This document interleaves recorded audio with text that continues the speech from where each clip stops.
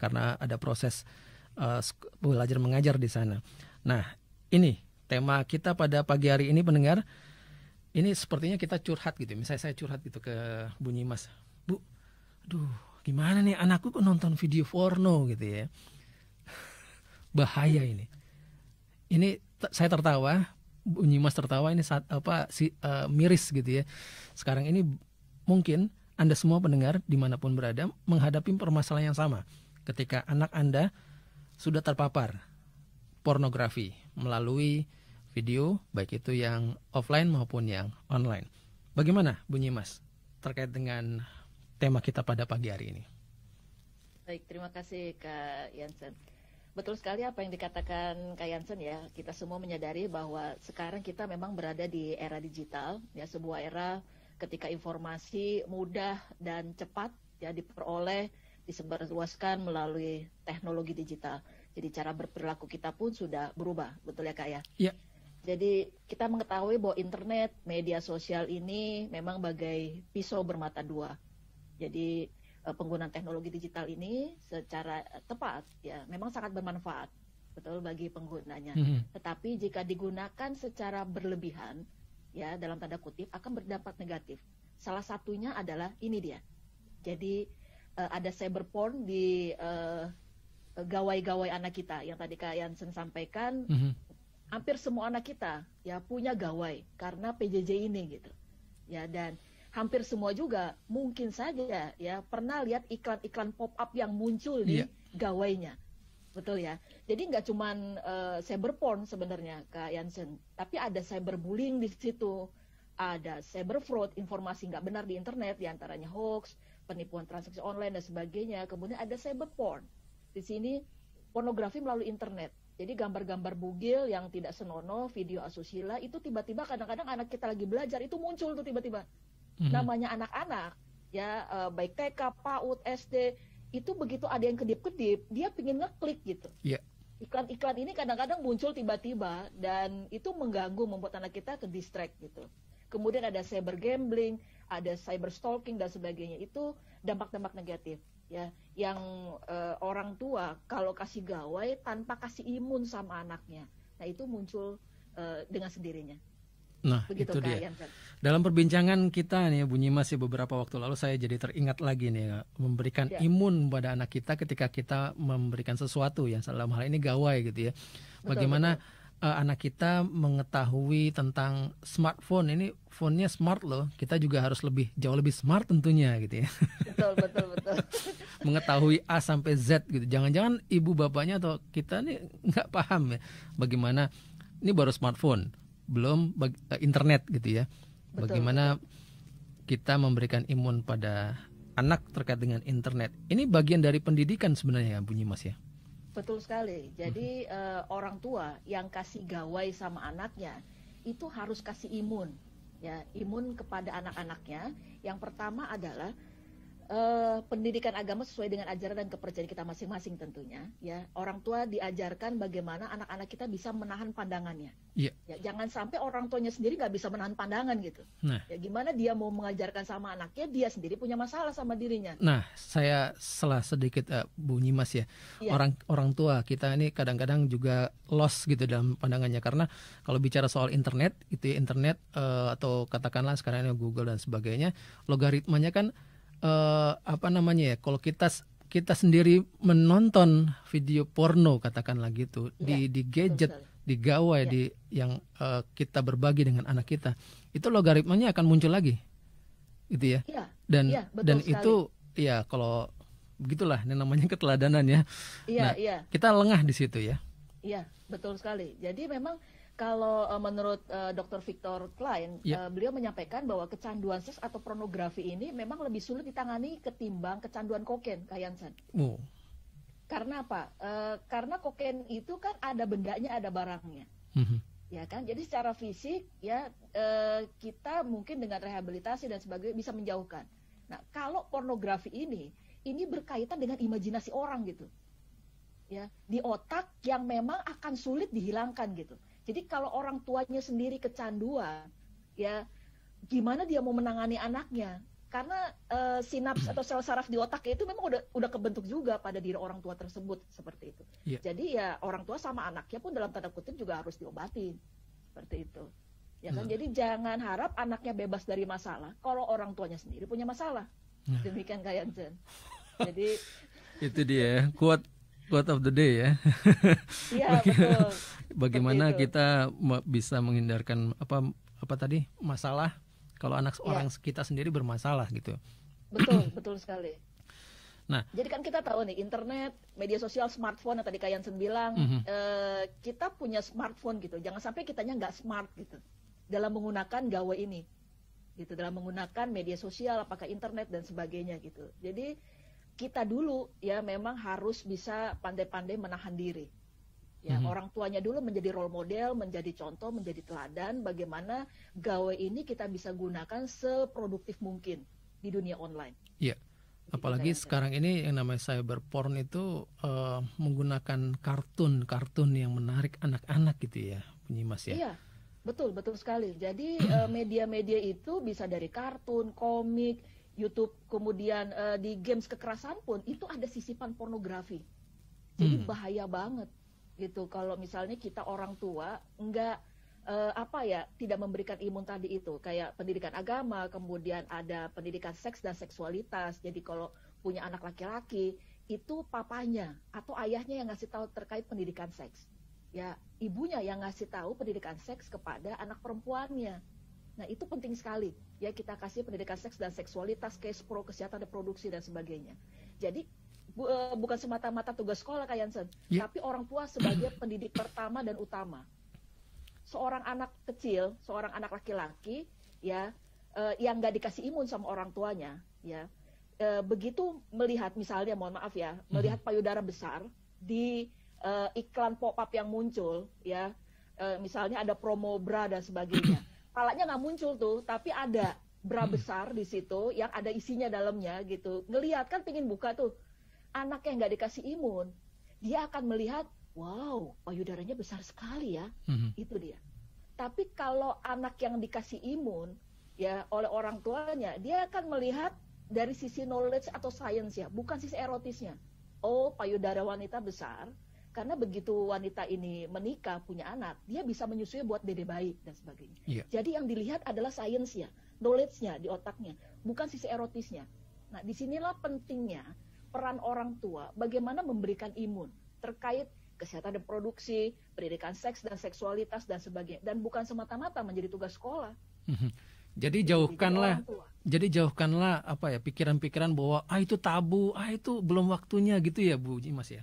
Iya, jangan. Jadi orang tua memang harus kasih pendidikan seks ini kepada bahkan anak-anak kita dari kecil gitu Kak Jansen.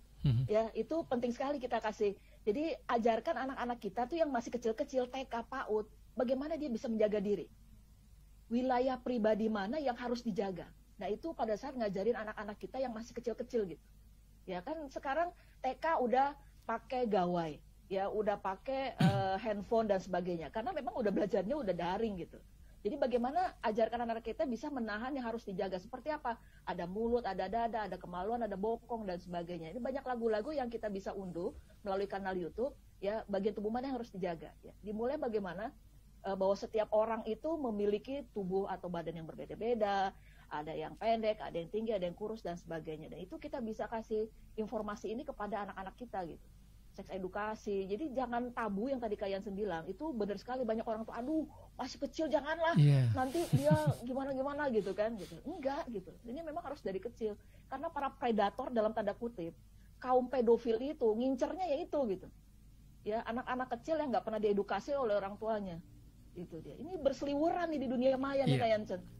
Apalagi sekarang ini games yang disukai anak-anak. Saya kemarin di akhir tahun 2020 mendapatkan rilis rilis tentang game yang disukai oleh anak-anak gitu ya, anak-anak usia sekolah. Ini online nih.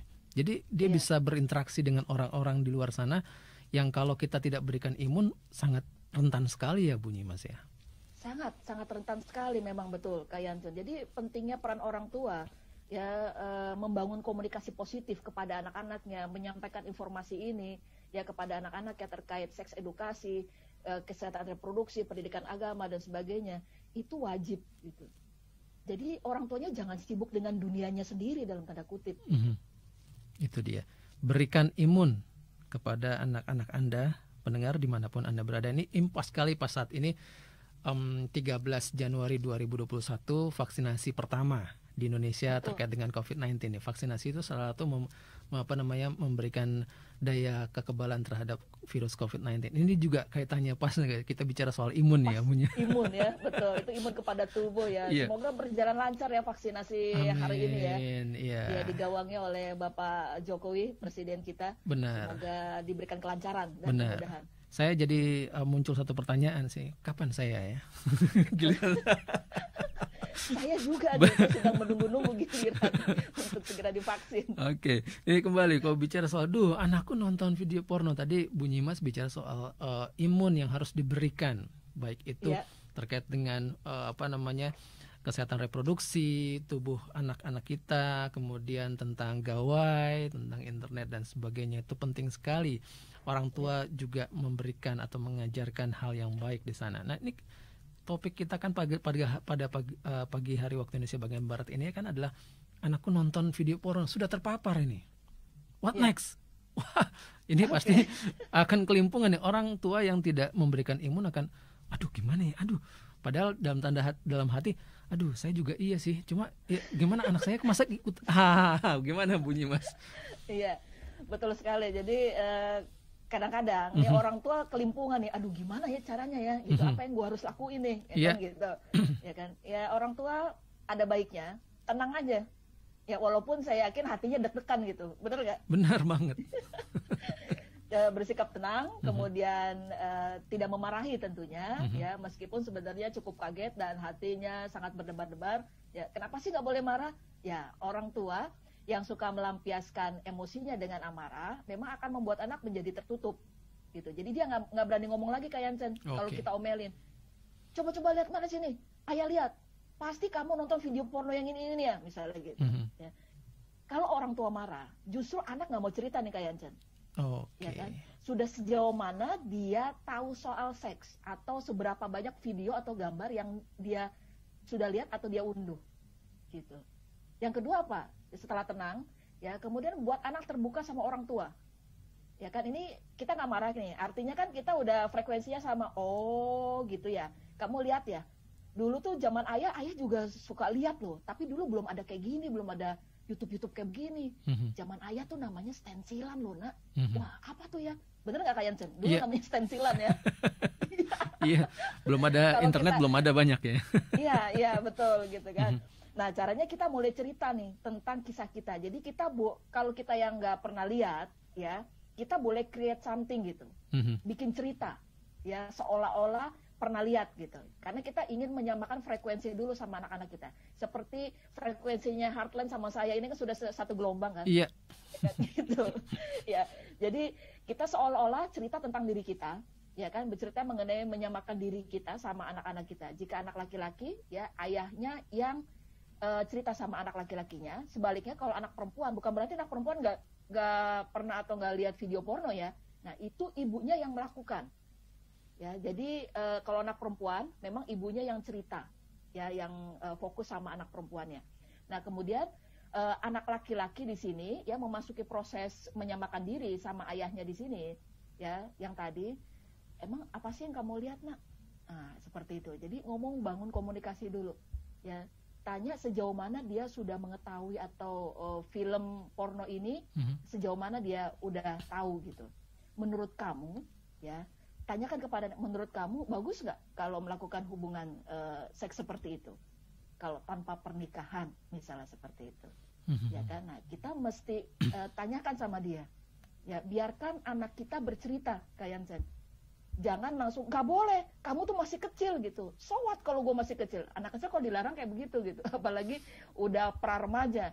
Ya remaja itu 10-24 tahun dan mau menikah. Kalau di bawah 10 tahun, ya itu bisa kita sebut pra-remaja gitu. Remaja awal, ya kan? Nah, lambat laun walaupun masih bingung, anak mulai terpancing nih. Enggak ya, aku cuma lihat sedikit kok, misalnya kayak gitu kan. Nggak sengaja ini tiba-tiba muncul gitu. Betul ya katanya, ayah juga dulu kayak kamu kok, kayak begini gitu. ayahnya menyamakan, seolah-olah menyamakan dulu sama anaknya. Cuman zaman ayah namanya stensilan, Nak. Kayak gitu. Jadi udah sama, ya kita pancing anak untuk bercerita. Tapi ayah berhenti, Nak. Misalnya kayak gitu. Ayah berhenti. Kenapa ayah berhenti? Soalnya ada teman ayah nih yang kecanduan dan kena penyakit. Anaknya pasti kan, hah? Kecanduan?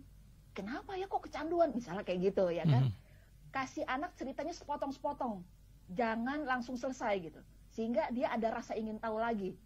Kayak gitu, Kayan Zen. Terus, iya, kasihan sekarang dia hidupnya nganu-nganu dan sebagainya. Nah, kita pura-pura bikin cerita. Nah, itu dia. Itu. Bunyi Mas. Ya. Apa sih pentingnya menyamakan frekuensi itu? Kadang-kadang orang, aduh nanti jadi kebablasan. Pentingnya menceritakan pengalaman kita itu kan soal pengalaman ya. Ya, pentingnya sekali. Kita menyamakan kepada anak sebelum kita memberikan pengertian gitu pada anak terkait dengan video porno ini. Ya, dengan kita menyamakan frekuensi dengan anak, kita bisa menggali apa yang ada dalam diri anak yang udah diketahui tentang pornografi itu. Ya, kalau kita nggak menyamakan frekuensi, kita nggak bisa mendalami nih apa yang udah diketahui anak gitu. Bisa jadi dia sudah pernah melakukan itu, udah acting out gitu, kayak Oke. Ya, bisa jadi dia sudah kecanduan parah gitu. Kan tahapan pornografi ini bermacam-macam. Jadi kalau terpampar di usia sangat muda, ya dia akan menjadi selanjutnya itu adiksi, yaitu ketagihan. Yang tadinya cuman sebulan sekali. Ya, yang tadinya nggak tahu ya adiksinya itu, kemudian dari adiksi ini ketagihan dia berubah menjadi ekskalasi. Ekskalasi ini yaitu peningkatan kuantitas dan kualitas. Yang tadinya cuma sebulan sekali kayak dia akan naik lagi 2 minggu sekali, jadi sebulan 2 kali. Nah itu ekskalasi. Gitu. Setelah ekskalasi ada tingkatannya namanya desensitization, yaitu ada titik jenuh gitu. Setelah 2 minggu sekali dia akan jadi seminggu 3 kali dan sebagainya. Ada titik jenuh, jadi nggak ada lagi kepuasan kalau cuma nonton. Dia akan terangsang kalau apa? Kalau ngelihat langsung gitu. Ya. Nah, kemudian setelah desensitization dia akan acting out, mempraktekkan. Jadi dia kalau cuma nonton doang, ngelihat doang nggak melakukan, dia tidak terpuaskan gitu. Nah, inilah pentingnya orang tua melakukan penyamaan diri atau menyamakan frekuensi kepada anaknya sehingga tahu apa yang harus dilakukan buat anaknya, ngasih obatnya pas nih buat anaknya. Itu dia, itu pentingnya menyamakan gelombang atau frekuensi kepada anak-anak kita supaya tahu ya anak kita sudah sejauh mana nih, atau cuman nggak sengaja misalnya itu kan kita bisa segera ngobatin dengan cara memperbaiki komunikasi salah satunya. Nah ini mungkin pas juga sama gaya anak-anak muda zaman sekarang kan rada dalam tanda kutip rada ogah ya untuk diajarin ya, untuk dikasih tahu atas bawah gitu ya. Tapi kalau horizontal gitu ya, jadi ini friend lah gitu lebih masuk kadang-kadang gitu ya. Betul sekali. Jadi kembali lagi komunikasinya itu dengan anaknya itu harus dibangun. Ya, jangan sampai begitu anak kecanduan baru membangun komunikasi. Nah, itu bahaya itu. Dari kecil itu kita sudah konsisten membangun komunikasi positif kepada anak-anaknya. Kalau sudah anaknya pra-remaja, itu baiknya open neutral question, kayak Chen. Jadi jawabannya itu anaknya mengeluarkan pendapat atau bercerita. Gitu dia. Menurut kamu gimana, Nak, dari video yang kamu lihat tadi? Ya walaupun kita deg-degan tadi ngomongnya kan, itu salah gitu, takut salah apa gimana gitu. Tanyain aja gitu, jangan kamu nggak boleh ya, lain kali ini gawainya ayah ambil ya. Nah, itu nggak bisa tuh. Saya sepakat sama Kak Jansen tadi, anak tuh nggak bisa di dedet gitu, enggak. Tapi menurut kamu gimana tadi video yang kamu tonton tadi? Ya. Nah, dia cerita, menurut aku sih ya nggak boleh. Kita tahu kan, dia cerita gitu. Ya, menurut aku sih nggak boleh ya kayak gitu. Misalnya, menurut aku itu harus melalui pernikahan yang sah secara agama, secara negara dan sebagainya. Kita tahu, berarti memang dia seperti ini nih. Nah, kayak gitu kita bisa nangkep. Berarti kita harus masukin yang mana lagi nih? Apa yang kurang? Kayak gitu. Itu kayak Jen. Oke. Tadi juga disebutkan perilaku atau pendekatannya kalau anak laki-laki oleh bapaknya, oleh perempuan oleh ibunya. Apa mesti seperti itu? Lalu bagaimana dengan single parent? Ya, betul sekali. Jadi memang idealnya adalah karena seorang ibu itu dia ini tidak tahu persis dengan yang tidak belajar ya tentang anatomi tubuh, dia tidak tahu persis dengan anatomi tubuhnya laki-laki gitu. Jadi laki-laki ayahnya itu bisa menceritakan kepada anak laki-lakinya. Yang perempuan, anak yang perempuan bisa dengan ibunya. Bagaimana dengan yang single parent? Ya, salah satunya adalah dengan figur salah satu yang tidak ada. Misalnya kalau single mom, ya dia bisa mungkin ada adik laki-lakinya atau omnya atau pamannya atau kakeknya dan sebagainya, itu bisa menceritakan itu. Ya, kalau di ajaran kami itu ada fitrah seksualitas. Ya, jadi anak laki-laki di usia 7-10 tahun itu harus dekat dengan ayahnya. Nah, perempuan harus dekat dengan ibunya. Nah, kemudian setelah itu 10-14 tahun itu anak perempuan harus didekatkan dengan ayahnya, anak laki-laki harus didekatkan dengan ibunya dan seterusnya. Nah, itu ada gitu. Nah, ini bisa menyesuaikan dengan ajaran dan kepercayaan kita masing-masing. Seperti itu. Yang pasti mungkin dalam rangka juga menyamakan frekuensi itu tadi ya. Ya.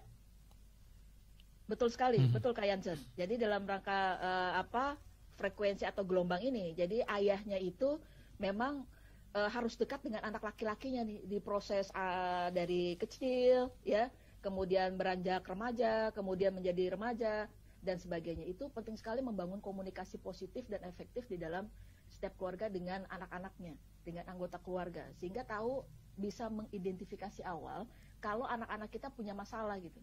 Jadi jangan sampai kalau punya masalah saja kita membangun komunikasi gitu. Ya, itu udah telat banget gitu. Ya, kalau bahasa Koreanya samjukbo. Apa itu samjukbo? Sama juga bohong. Oke, baik pendengar dimanapun Anda berada, Anda bisa berinteraksi dengan kami melalui komentar di kanal YouTube Heartline Network, atau juga Anda bisa kirimkan WhatsApp ke 0855-885-1006. Perbincangan tentang, anakku nonton video porno nih, bersama dengan Bu Nyimas Diana. Narasumber kita talent observer, penulis buku anak dan keayah bundaan, praktisi kependidikan dan keluarga, dan juga motivational speaker. Tetap terus bersama dengan Anda di radio kesayangan Anda dimanapun berada. Kita akan jeda sebentar nih Bu Nyimas ya. Boleh. Sambil juga para pendengar semua menyiapkan pernyataan atau pertanyaan seputar tema kita pada saat ini. Tetap terus di Sketsa Keluarga Indonesia.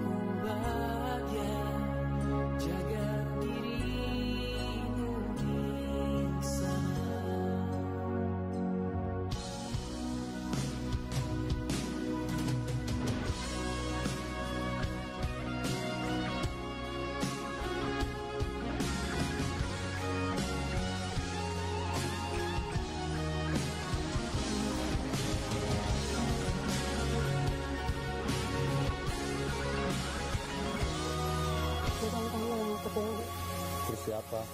Nanti dia kamu tahu.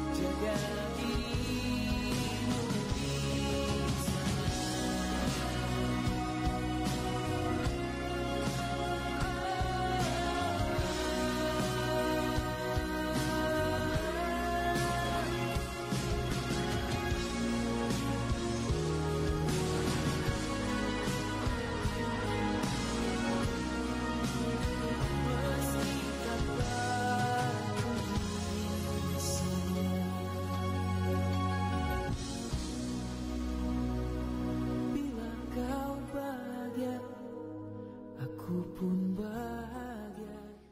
menit lepas dari pukul 10 waktu Indonesia bagian Barat, dan saya juga menyapa bagi Anda semua para pendengar di zona waktu Indonesia Tengah dan Indonesia Timur dimanapun berada yang menyimak program Sketsa Keluarga Indonesia ini melalui radio-radio kesayangan Anda. Masih bersama dengan Nyimas Diane, motivational speaker, praktisi pendidikan keluarga, penulis buku anak dan keayah-bundaan, serta talent observer, bersama dengan saya Yansen Piris di studio dan juga Bu Nyimas di ujung sana melalui fasilitas Zoom yang bisa juga Anda simak perbincangan kami melalui kanal YouTube Heartland Network. Duh, anakku nonton video porno.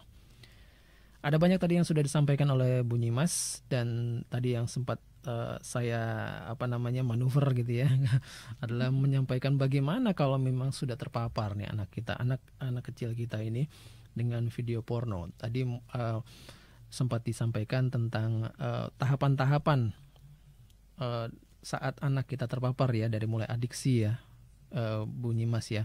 Betul. Nah, kemudian apalagi yang harus dilakukan nih buat orang tua?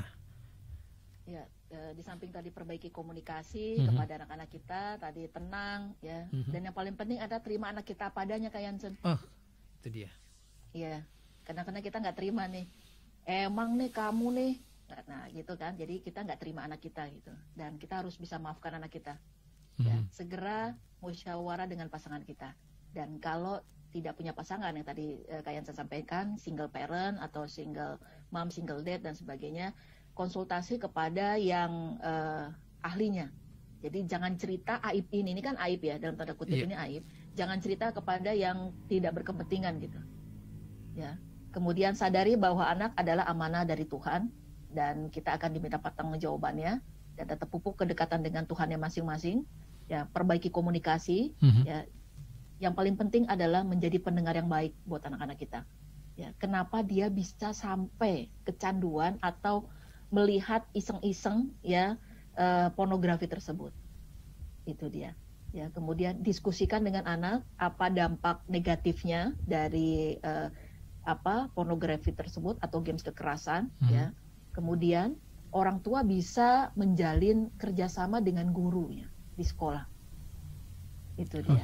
Ya, apakah nanti dilibatkan dalam ekstrakurikuler yang daring atau lebih digiatkan lagi dan sebagainya.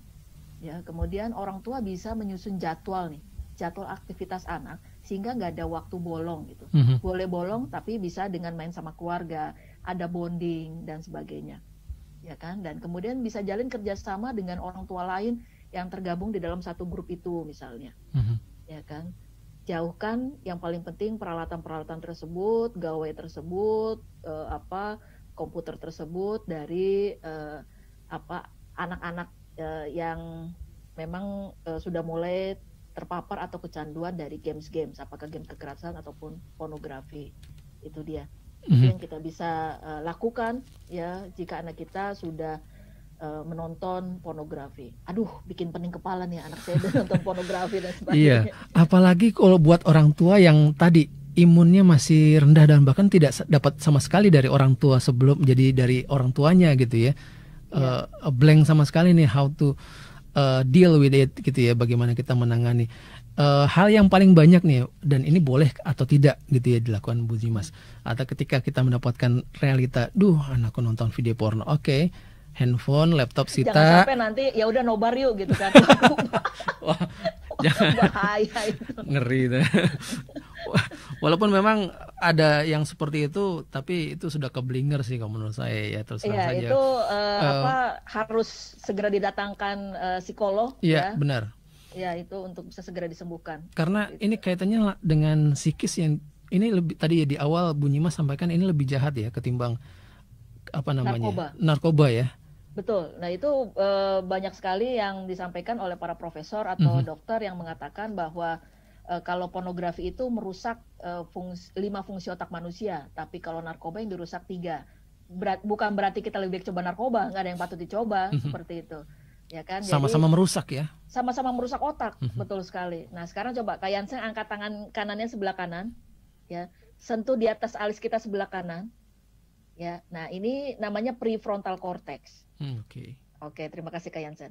Jadi manusia itu diberikan amanah oleh Tuhan, bagian ini sama Tuhan. Binatang nggak dikasih bagian ini sama Tuhan, ya kan? Jadi kalau seseorang kecanduan pornografi, ya kan, itu yang dirusak adalah bagian ini. Dia nggak bisa menahan nafsunya, nggak bisa tahu adab baik adab buruk, ya, dan sebagainya, nggak bisa ngambil keputusan dan sebagainya. Ini karena bagian ini sudah dirusak, sehingga perilakunya akan sama dengan binatang.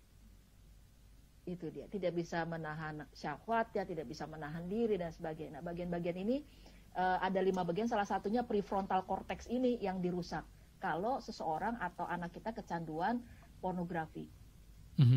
Nah, itu dia.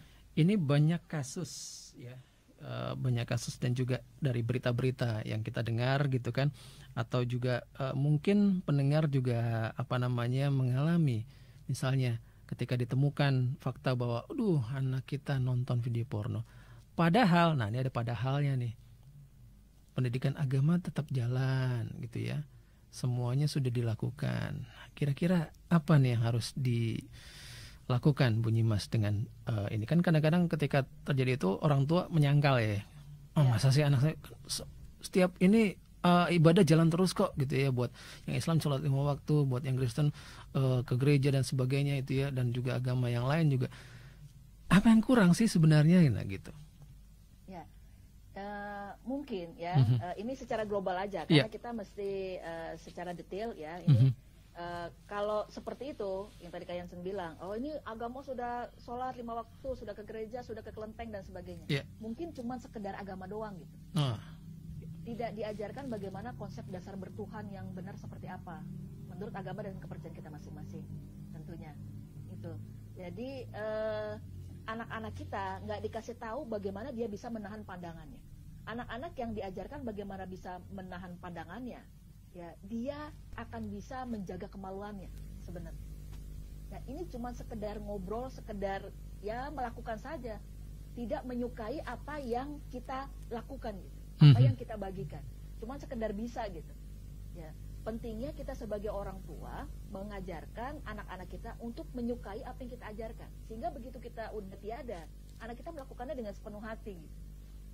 Oke. Nah, ini penting sekali. Jadi mengajarkan konsep dasar bertuhan itu menurut agama dan kepercayaan masing-masing itu sangat penting sekali. Jadi bukan cuma sekedar bisa, bukan cuma sekedar sholat 5 waktu, puasa dan sebagainya, tapi menyukai apa yang kita ajarkan. Gitu. Itu salah satunya itu dia menjaga pandangan. Anak-anak yang bisa menjaga pandangannya, dia akan bisa menjaga kemaluannya. Itu secara pribadi, mungkin juga pendampingan orang tua ya. Jadi komunikasi setiap hari gitu ya. Memang sih kita sadar ini situasinya sedang prihatin gitu, jangan papa mama sibuk kerja dan sebagainya. Tidak ada komunikasi harian atau rutin sehingga loss gitu ya. Nah, mungkinkah itu jadi salah satu yang perlu diintenskan gitu ya Bu Nyimas? Betul sekali. Jadi komunikasi ini kepada anak-anak itu perlu ditumbuhkan kembali gitu, perlu dibangun kembali di dalam setiap keluarga. Nggak perlu lama-lama kalau komunikasi efektif itu, ya kan? Itu kita mesti jadwalkan waktu, luangkan waktu 15 sampai 20 menit sehari. Itu sebenarnya setara dengan 10 hari di sekolah aktif sebenarnya. Gitu. Masa 15 menit sampai 20 menit nggak ada waktu buat anak? Benar nggak? Yeah. Jadi kita kan bisa bikin bangun perusahaan orang dengan maju, kita bisa bikin instansi dengan lebih cemerlang, wow dapat penghargaan. Masa buat anak sendiri nggak mau gitu? Jadi anak kita jangan berikan sisa energi, gitu. Harus bukan cuma sisanya aja gitu, tapi yang full gitu loh, yang penuh energi, yang kita bisa transfer kepada anak-anak kita. Kita bisa bangun. Jadi bahagianya jangan bahagia sendiri, bahagianya semuanya gitu, sekeluarga. Jangan buat sendiri doang dapat penghargaan gitu. Jadi anak-anak kita juga bisa dibangun seperti itu. Kita bisa tumbuhkan yang namanya karakter itu sejak usia dini. Nah, ini ada yang menyinggung soal keteladanan ini di komentar Heartline Network. Ada keteladanan ini penting ya sepertinya ya, karena memang saya jadi langsung terpikir ya, ada banyak kasus juga anak-anak yang terpapar pornografi ini dimulai dari rumah. Ternyata koleksi orang tuanya. Atau ketika buka laptop ada satu folder yang lupa, mungkin entah bagaimana gitu ya. Ya, akhirnya memapar pada anak kita. Bagaimana Bu Nimas? Ya, tadi yang disampaikan betul, keteladanan atau menjadi role model yang positif itu penting sekali. Ya, apapun metode penyembuhannya, jadi kembali lagi role model, teladan positif itu adalah yang paling bagus. Jadi terapis yang terbaik buat anak-anak kita sebenarnya adalah orang tuanya. Gitu. Terapis ya buat anak-anak kita yang kecanduan pornografi adalah orang tuanya. Jadi kembali lagi orang tuanya dulu harus disembuhin tuh. Ya, baru anak-anaknya. Yang tadi saya bilang di awal, gimana anaknya mau bebas masalah, orang tuanya sendiri punya masalah. Orang tuanya harus selesaikan dulu dengan dirinya gitu. Yeah. Selesaikan dulu dengan dirinya problem-problemnya dalam dirinya, ya, baru dia bisa ya membentuk anak-anak atau menumbuhkan perilaku yang positif kepada anak-anaknya. Jadi kan semua anak lahir dalam keadaan fitrah, Kak Jansen. Yeah. Semua anak lahir tanpa masalah. Jadi orang tua yang bikin masalah sama anaknya sebenarnya. Karena perilaku anak itu sebenarnya dibentuk cuma dari 4 hal. Jadi perilaku anak itu terbentuk berdasarkan siapa yang mengajarkan kepadanya pertama kali. Kita sebagai orang tua, smartphone kah, TV kah, atau asisten rumah tangga. Gitu. Yang kedua, anak kita terbentuk dari siapa? Dari yang lebih dia percaya. Mbaknya, susternya, atau smartphone, ya, yang kalau punya program dia nggak pernah telat, ya, bisa buka kapan aja. TV yang kalau mau pindah channel, yang pindah jam, dia ngasih tahu seminggu atau sebulan sebelumnya. Atau kita yang, oke, nanti bunda sama ayah pulang jam 3 ya. Nah itu dia, yang cuma janji-janji doang gitu. Ya. Yang ketiga adalah anak kita terbentuk siapa yang menyampaikan lebih menyenangkan. Games-nya yang selalu menampilkan hal-hal yang menyegarkan, ya. Atau kita yang selalu mendikte, menggurui. Pokoknya kamu tuh nggak boleh begini-begini. Udah kata pokoknya, nah itu anak udah paling tutup kuping kanan, ya, keluar kuping kiri dan sebagainya. Dan yang keempat, perilaku anak itu dipengaruhi siapa yang lebih sering nemenin gitu. Ya, gamesnya, ya, video-video pornonya yang bisa mengisi jiwa-jiwa hampanya dia, atau kita orang tua gitu. Itu dia. Jadi anak terbentuk dari 4 hal itu aja, Kak Jansen. Ya. Karena target pebisnis pornografi internasional ini, kalau saya boleh bocorin, itu diduga yaitu yang pertama adalah sistemnya mereka 4A, yaitu acceptable. Ya, siapa sekarang anak kita yang nggak punya handphone, semuanya punya. Ya, kemudian affordable. Ya, kita punya kuota 5.000, bisa lihat pornografi nggak sih? Bisa. Gitu. Kemudian yang ketiga adalah agresif. Bukan anak kita cari pornografi, tapi pornografi cari anak kita gitu. Yang keempat adalah anonymous, karena targetnya adalah anak laki-laki yang belum balik dan smart. Ini dia. Begitu kita tanya, kamu habis lihat pornografi ya? Ngaku deh, bunda tadi kamu lihat loh, sedikit walaupun sebentar gitu. Anonymous. Dia bilang, enggak bun, sumpah, demi, enggak bun, enggak. Bener nggak? Karena apa? Yang tahu anak kita buka pornografi adalah cuma dia dan Tuhan yang tahu. Karena sifatnya anonymous. Itu dia. Jadi perhatikan anak-anak kita, bangun komunikasi positif, nggak perlu digituin gitu anak-anak kita, ya kan? Ya buatlah dia buat bercerita, dan inilah kembali lagi fungsinya menyamakan frekuensi, menyamakan gelombang. Ya biarkan anak kita bercerita. Ya apa sih yang dia ingin ketahui sebenarnya dari seks edukasi tersebut? Apa sih yang dia ingin ketahui dari kesehatan reproduksi tersebut? Itu yang dia ingin tahu sebenarnya. Itu. Jadi orang tua harus bisa mengidentifikasi awal anak-anaknya sendiri. Demikian Kak Jansen. Jangan juga kita jadi protektif sekali gitu ya. Jadi sudah kamu tidak boleh berinternet. Wah. Waduh. Semuanya. Karena ini sudah zamannya. Iya, sudah zamannya iya, juga kan? gitu ya. Iya, nggak bisa anak kita nggak internetan. Saya nggak bilang bahwa anak kita nggak boleh pegang gawai. Anak kita boleh banget pegang gawai, pegang handphone. Yang nggak boleh adalah kontennya. Nah, itu dia. Gitu. Kontennya harus dipilih supaya anak kita nggak gagal manfaat, nggak gagal paham gitu. Gitu. Jadi boleh gawai, boleh karena memang sudah zamannya gitu. Yang nggak boleh adalah kontennya. Oleh karena itu orang tua harus kasih imun sama anak-anaknya. Itu penting sekali. Penting ya untuk memberikan imun dan juga iman ya. kita juga masukkan di sana sehingga kita bisa dan anak-anak kita bisa aman. Ini sama-sama pendekatannya sama dengan pandemi COVID-19 ya. Imun, iman dan aman dan imun. Iya, aman ya. Amin gitu kan. Baru kita akhirnya jadi amini amin nih semuanya yang terjadi, dan ini memang perlu adanya pembekalan buat Anda semua pendengar dimanapun berada yang mungkin miss dengan tahapan imun ini ya. Wah, orang tua saya tidak pernah memberikan imun ini gitu ya. Dan saya termasuk gaptek nih di zaman yang saat ini. Kalau misalnya sudah terpapar seperti itu, seperti apa? Banyak ya source-source yang terpercaya ya Bunyi Mas ya. Ya, banyak parental control yang orang tua bisa berikan di gawai anak-anak kita di smartphone. Dia akan ngunci dan sebagainya. Itu ada di buku saya di halaman 160 ya. Saya boleh promosi ya kayaknya. Bukunya itu bisa ada diakses online nggak? Ada. Tinggal cari aja di online, semuanya ada. Dan ini di Diklat Anak Sesuai Zamannya ada di halaman 160. Itu ada jenis-jenis parental control yang orang tua bisa unduh. Ya, dan orang tua ada yang gratis, ada yang berbayar, itu silahkan lakukan. Ya, tentunya ada harga, ada rupa ya.